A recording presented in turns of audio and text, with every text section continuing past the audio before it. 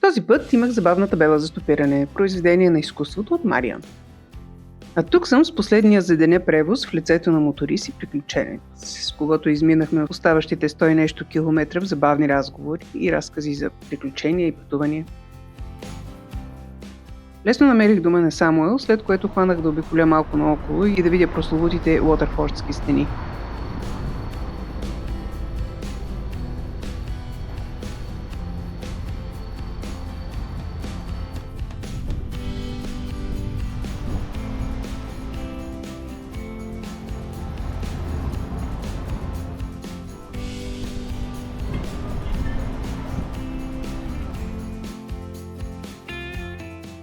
И си намерих музей. Очаквах да е платен, разбира се, но вече се бях научила да питам. Често се оказваше, че има някаква част от експозицията, която може да се види и безплатно.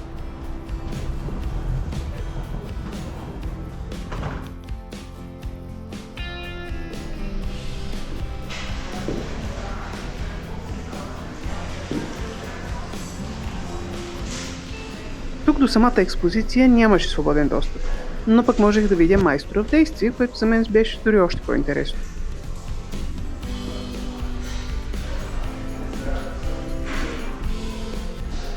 Вау!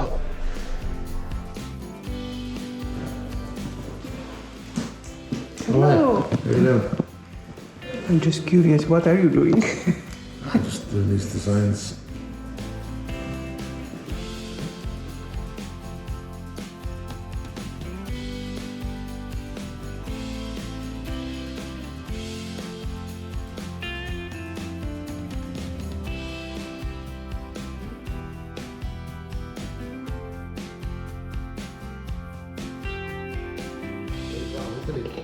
No, Bulgaria. Bulgaria.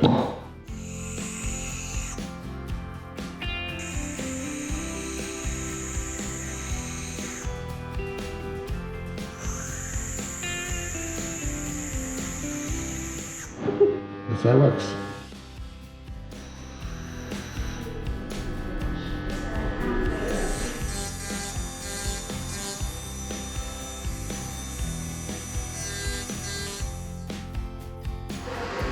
What does it say? Verbs intacta manet, and the next word is Waterfordia. It's Waterford's motto, given to us by Henry VII, and it stands for Waterford, the untaken city. И тук идва малка историческа препратка. През целия средновековен период Уотерфорд е втория град в Ирландия след Дъблин. През 15 век той отблъсква обсадите на двама претенденти за английския трон, в резултат на което крал Хенри VII дава мотото на града Urbs intacta manet Waterfordia. Уотерфорд остава непревземаемият град.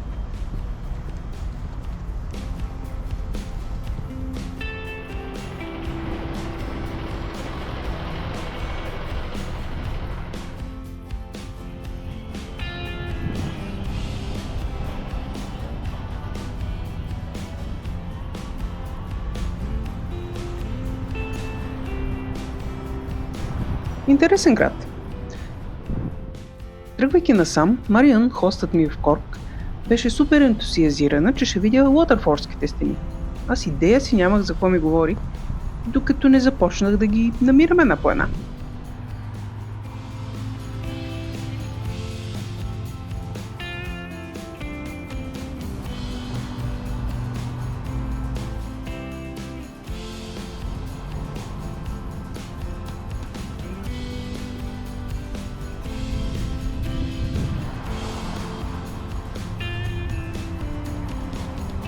Хоп! Още един музей. Очевидно стара църква, превърната в музей на времето. Прекрасно. Дали щях да видя нещо тук? Точно се оказа с платен вход, да каквото видях беше преди да го разбера. Темата обаче се оказа изключително приятна и готова да помогне, така че ме опъти към други музеи с по-голям шанс за безплатен достъп. Не исках да я прекъсвам, като й обяснявам, че музеите са пожелателна, но далеч не е задължителна част от обиколката ми. Friday. They are open Wednesday till Sunday. It's a city.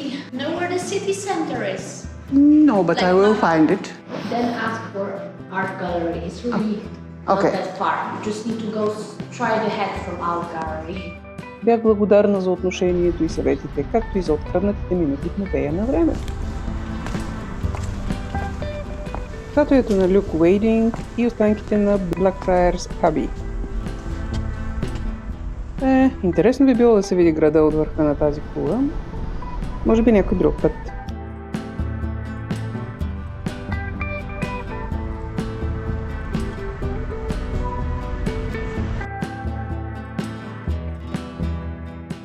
Музей на среброто.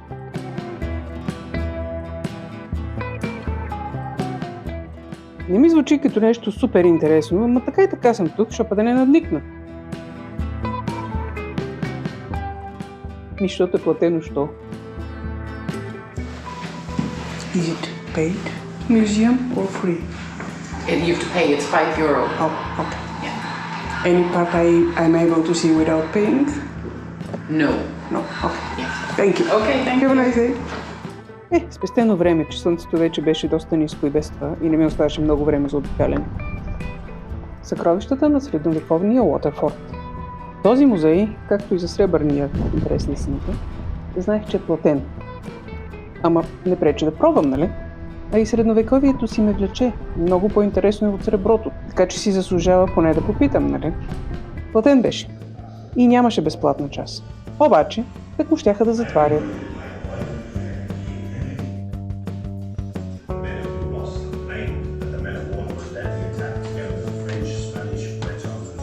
Нямаше повече тургайдове и нямаше време за пълна обиколка, така че дамата ме изпрати да погледна набързо.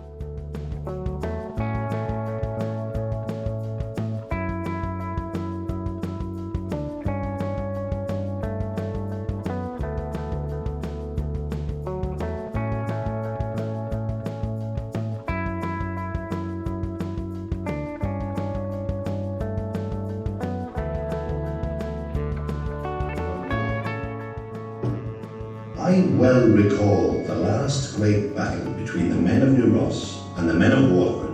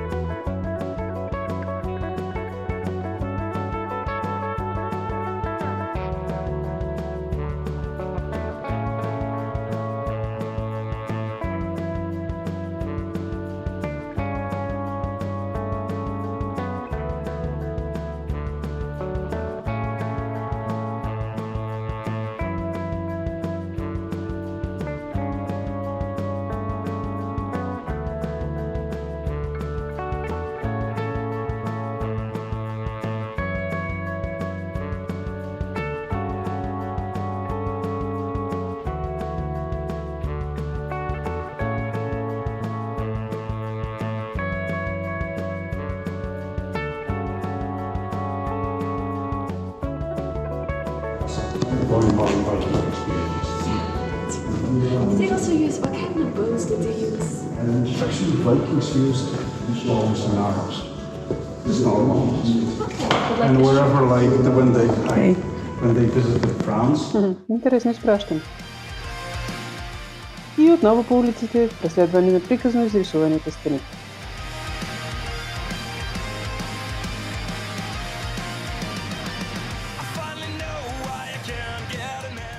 Ха-ха, той пиче просто върха.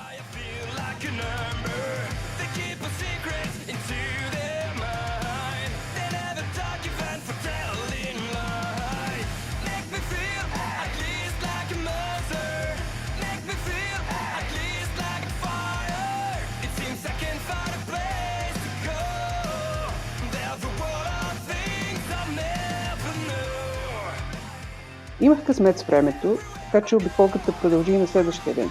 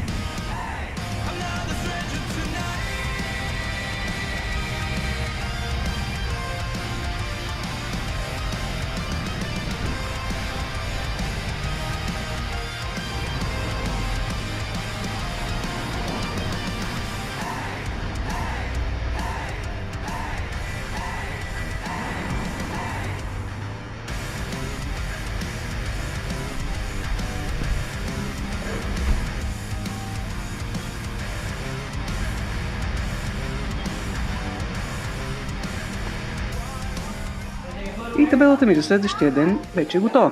Съвсем не е толкова арт като предишната, но ще свърши работа. Вечерта сам беше организирал барбекю. И компанията беше невероятно шарена. И от към години, и от към националност. All I want is some of that hair. As you can see, I've got nothing going on up here, so... Do you know my name? You know her name? You should know her name because he said it at least 3 times. I can't remember.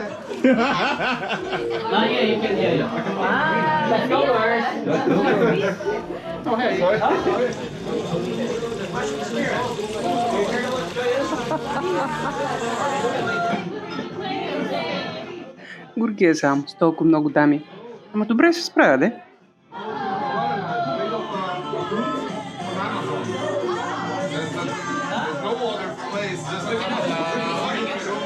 Аз не съм точно нощна птица, а и сутринта ме чакаше ранен старт на стоп към Килкени, та беше ми време.